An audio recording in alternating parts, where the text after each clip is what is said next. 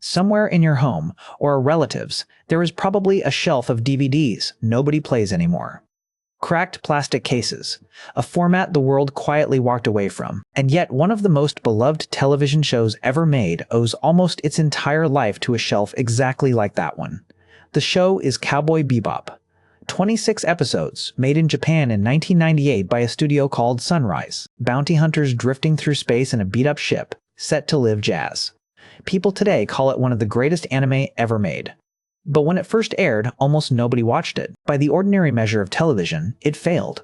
So here is the question. How does something fail on television and still become a classic? Start with that first broadcast. Bebop was built for adults. It was violent, moody, stylish, full of guns and cigarettes, and grown-up heartbreak. And it was scheduled to air on TV Tokyo, a broadcaster that reached ordinary living rooms full of children. This was a nervous moment for Japanese television. Only the year before, an episode of another cartoon had triggered seizures in children across the country. Broadcasters had become cautious about what went out over the public airwaves. So TV Tokyo blinked. Instead of the full run, it aired only a portion of the series, edited out of its intended shape. Most of Cowboy Bebop simply never reached that mainstream audience. The ratings were forgettable. If that had been the end of the story, the show would be a footnote. But it wasn't the end. The complete 26 episodes aired later, uncut, on a satellite channel called Wow Wow, across late 1998 into 1999. Satellite meant a subscription, which meant a smaller, narrower audience, the people who had to choose to pay to be there. Fewer eyes, but more committed ones, and then came the shelf. This was the exact moment home video was changing. VHS tapes were giving way to the DVD, a cheap little disc that let you own a whole series, in order, uncut, and watch it as many times as you liked. For a show like Bebop, that was everything. Because a television rating only measures one thing: how many people happened to have that channel on, that one night.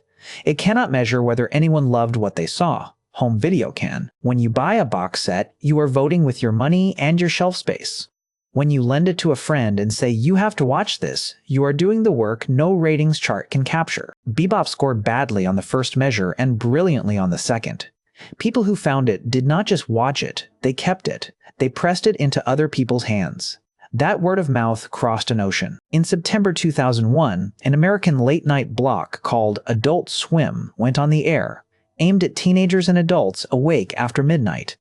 The very first anime it chose to broadcast was Cowboy Bebop, dubbed into English. For a whole generation of Western viewers, this strange, jazzy space, Western, was their front door into Japanese animation. Many of them had never seen anything like it. Many of them never forgot it. It helped that the show was genuinely built to last. The music, by the composer Yoko Kanno and her band The Seatbelts, was real jazz and blues, good enough to sell on its own as albums. The stories didn't lean on references that would date. You could hand the discs to someone 20 years later and nothing about them felt stale, so the picture flips. The failure was real, but it was a failure at one specific job, filling a mainstream television slot on a nervous network, on ordinary nights, in front of families who were never the audience. The show was not made for that night. It was made for the shelf. For the person who would seek it out, own it, rewash it, and refuse to let their friends off the hook until they had seen it too. Which is why that dusty row of plastic cases is not really a graveyard.